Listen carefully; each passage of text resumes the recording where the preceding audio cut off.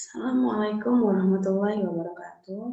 Perkenalkan, nama saya Resti Fitria, saya dari Diploma 3 Farmasi semester 3. Baiklah, di sini saya akan memaparkan hasil praktikum pembuatan tablet chewable atau tablet kunyah dengan metode granulasi basah.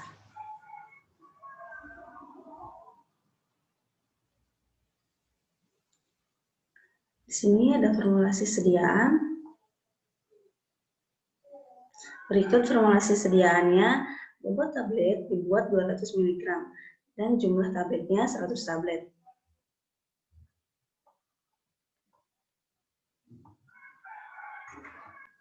Lalu penimbangan bahan. Berikut bahan yang akan ditimbang menggunakan alat yang digunakan yaitu timbangan analitik.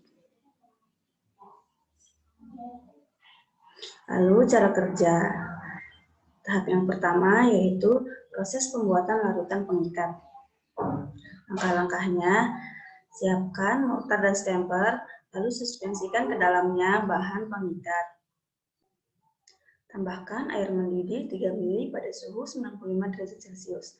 Aduk hingga homogen, kemudian diperoleh cairan kental dan putih. Tahap yang kedua yaitu proses granulasi. Langkah-langkahnya, ayak, antalgin, cornstarch, dan laktosa menggunakan ayakan nomor mes 30. Lalu tuangkan antalgin, cornstarch, dan laktosa ke dalam wadah baskom. Aduk homogen selama 5 menit. Tambahkan larutan pengikat dalam keadaan suhu 60 derajat Celcius atau hangat. Lalu aduk hingga massa kompak. Bila perlu dapat ditambahkan dengan air yang masih hangat. Kemudian ayak menggunakan mes nomor 12. Lalu keringkan granulat dalam oven pada suhu 40-50 derajat Celcius semalaman hingga kadar air granul kurang dari 5%.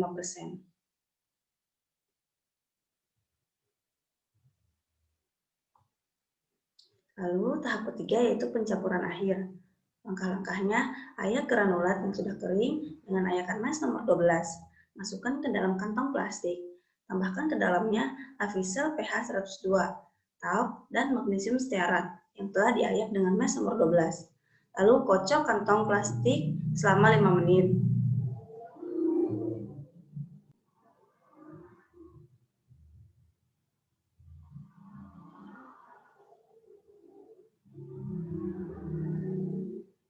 Selanjutnya, evaluasi granul. Granul yang akan dicetak harus melewati uji evaluasi granul dulu, karena dapat mempengaruhi proses pencetakan tablet.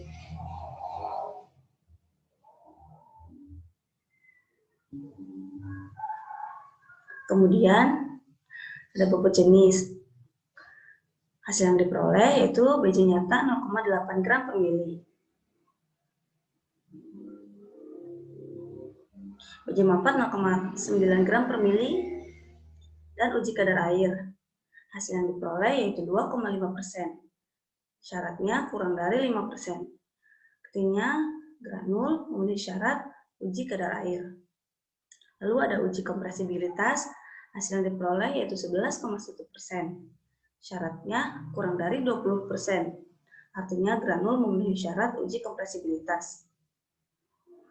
Lalu ada uji pengetapan, hasil yang diperoleh yaitu 15%. Syaratnya kurang dari 20%, artinya granul memenuhi syarat uji pengetapan. Selanjutnya, uji pemampatan. Hasil yang diperoleh yaitu 85%.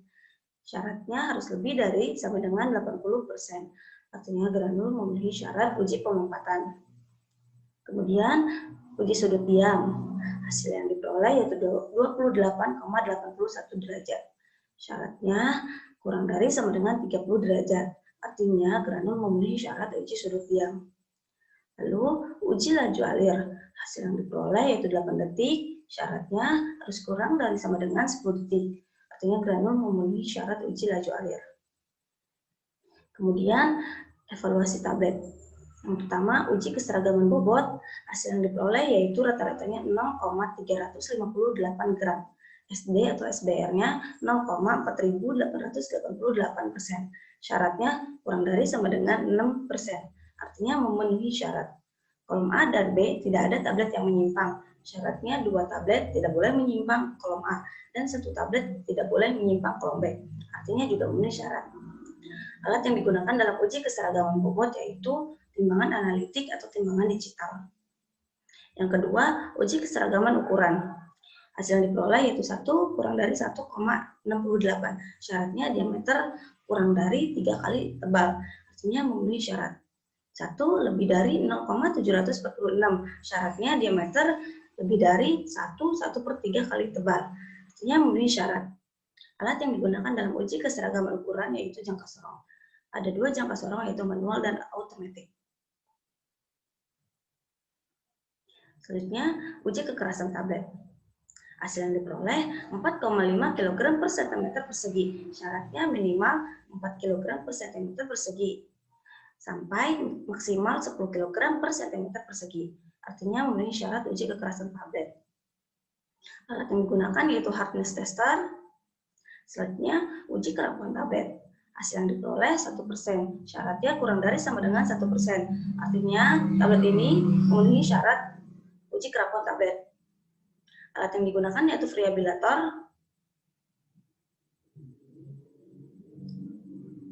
Selanjutnya, uji waktu hancur tablet. Hasil yang diperoleh 5 menit. Syaratnya kurang dari 15 menit. Artinya, tablet ini memenuhi uji waktu hancur tablet. Alat yang digunakan yaitu disintegration tester. Selanjutnya, uji disolusi tablet. Absorbansi sampel 1 sampai sampel 6 itu hasilnya lebih dari 0,3. Syaratnya 0,2 sampai 0,8. Artinya memenuhi syarat. Kemudian kadar zat terlarut sampel 1 sampai sampel 6 itu hasil yang diperoleh lebih dari 90%.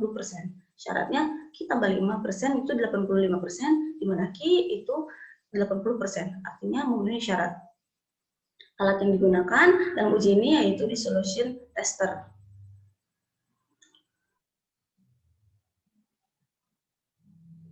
Pembahasan.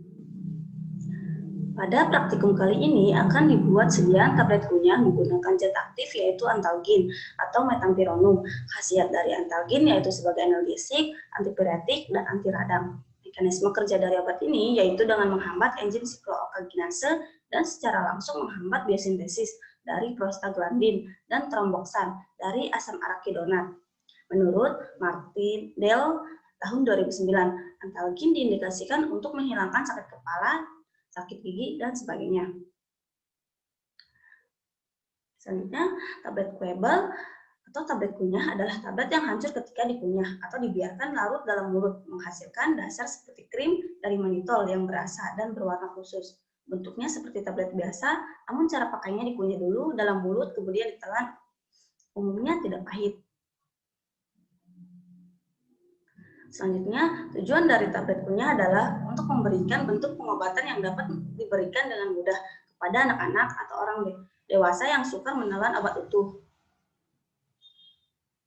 Dalam pembuatan tablet kunyah yang dilakukan selain bahan aktif antalgin, maka ditambahkan juga bahan eksipien, yaitu dari amilum sebanyak 10% sebagai pengikat, cornstarch sebanyak 8% sebagai penghancur dalam, laktosa sebagai pengisi, avisel pH 102 sebanyak 10% sebagai penghancur luar, talc sebanyak 1% sebagai glidan, magnesium stearat sebanyak 0,80% sebagai anti-adheren, sodium sakarin sebanyak 0,80% dan sodium siklamat sebanyak 1% sebagai pemanis, stroberi sebanyak 0,4% sebagai pewarna.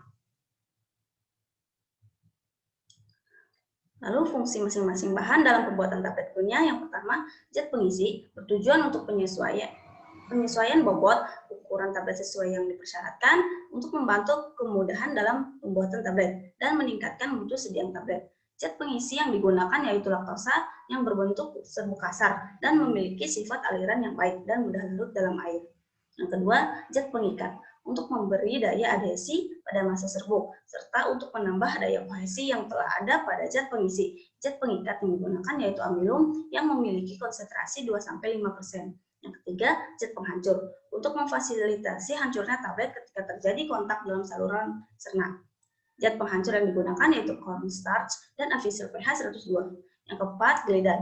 Untuk meningkatkan aliran granul, mengurangi gesekan antar partikel, mendistribusikan tekanan pada saat pengempaan. Glidan yang digunakan yaitu talkum karena talkum merupakan glidan yang baik, yang memiliki konsentrasi 1-4% dan talkum tidak OTT atau obat tidak tercampur. Anti-adheren bertujuan agar granul tidak melekat atau adhesi pada permukaan panca atau dinding. Anti-adheren yang digunakan yaitu magnesium stearat, karena magnesium stearat bersifat baik sebagai anti-adheren. Keenam yaitu pewarna, untuk mengidentifikasi produk yang kelihatan sama yang berada pada suatu garis produksi dan mengidentifikasi produk dengan kandungan zat aktifnya sama tetapi dosis berbeda. Yang ketujuh yaitu pemanis, untuk menutupi rasa yang tidak enak dari zat aktif. Lalu pada metode granulasi basah, tiap bahan tambahan dibagi ke dalam dua fase, yaitu fase dalam dan fase luar. Metode granulasi basah yaitu dibentuk dengan mengikat serbuk menggunakan suatu pengikat sebagai pengganti pengompakan. Alasan menggunakan metode granulasi basah karena zat aktif yang digunakan memiliki sifat tahan panas dan stabil terhadap lembab.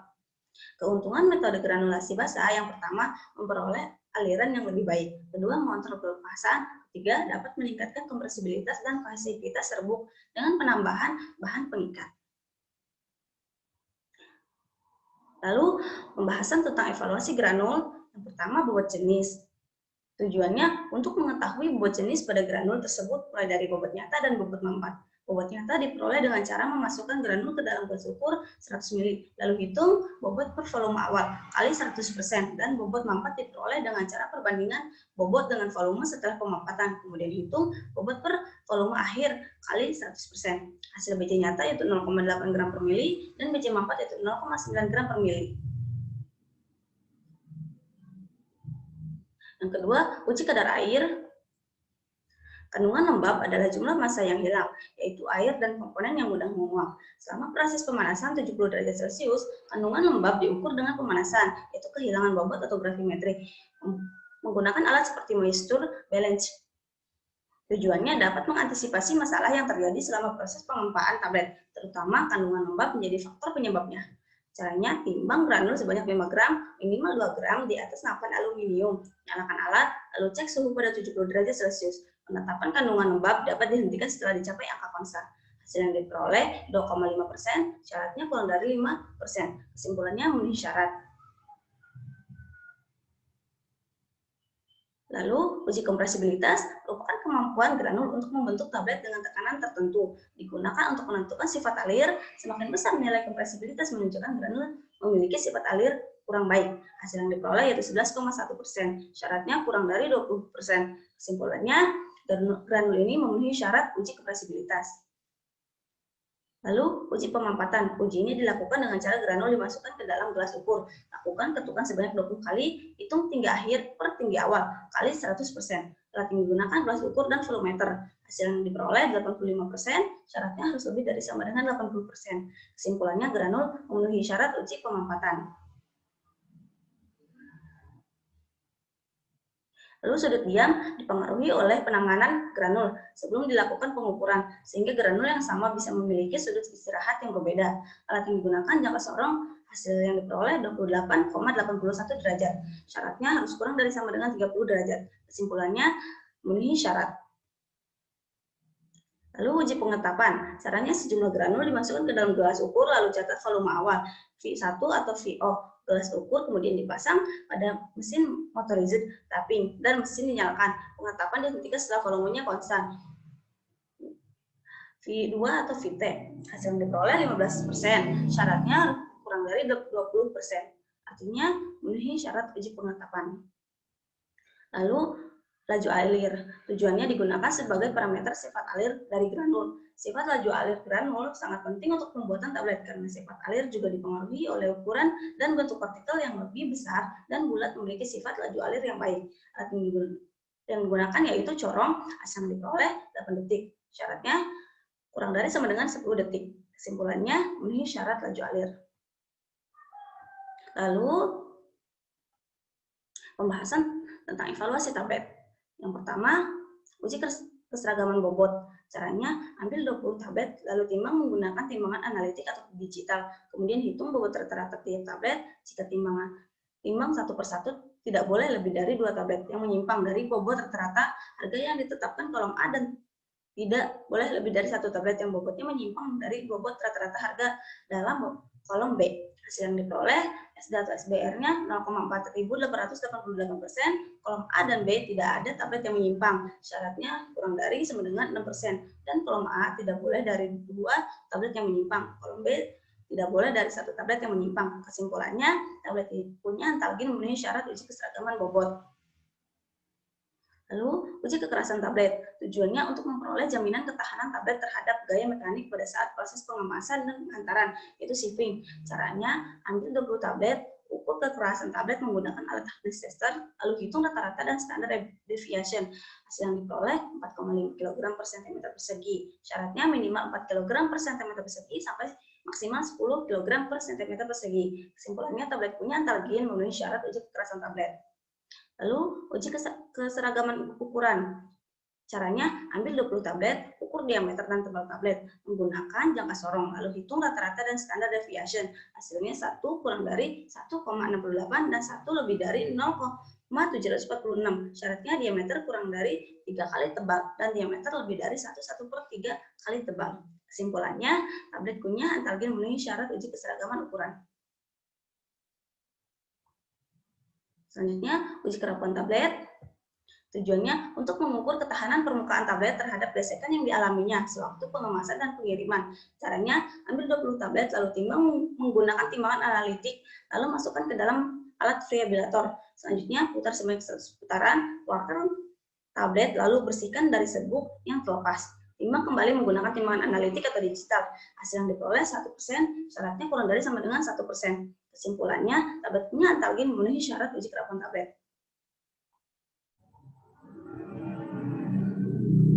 Uji waktu hancur, caranya masukkan masing-masing 1 tablet ke dalam tabung alat uji waktu hancur atau disintegration tester.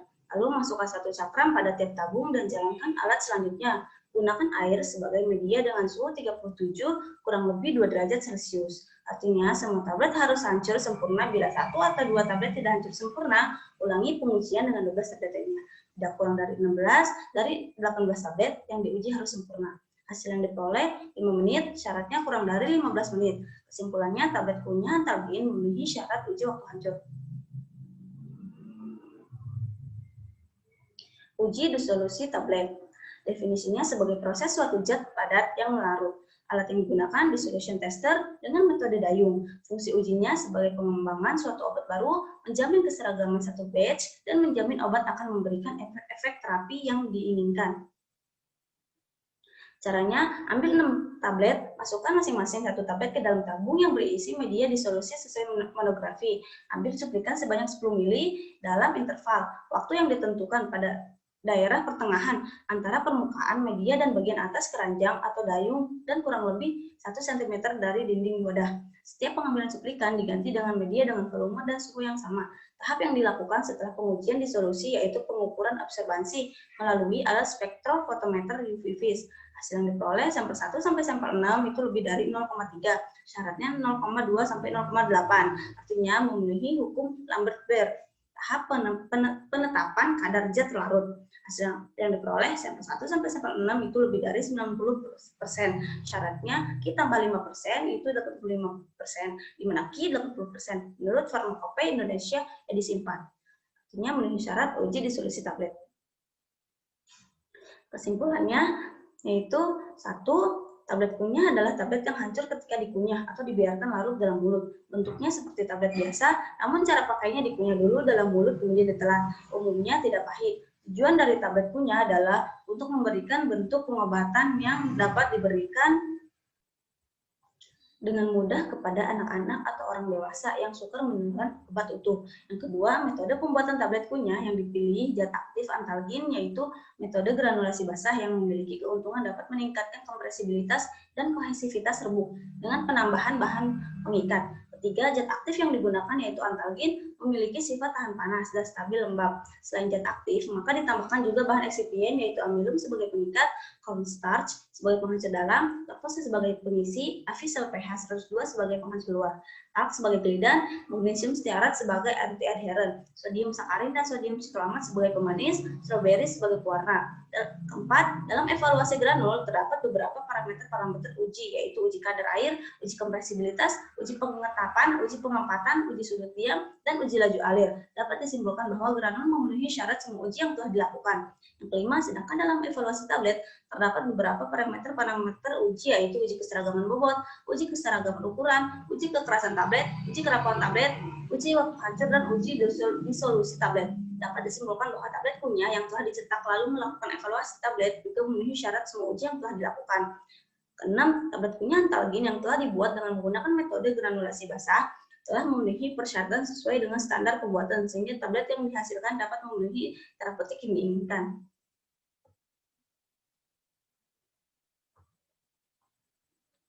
Cukup sekian dan terima kasih. Apakah ada pertanyaan? Jika ada, silahkan kirim melalui Facebook dan Instagram. Selanjutnya lampiran. Ini adalah perhitungan formulasi sediaan. Sedangkan ini perhitungan evaluasi granul dan ini perhitungan evaluasi tablet.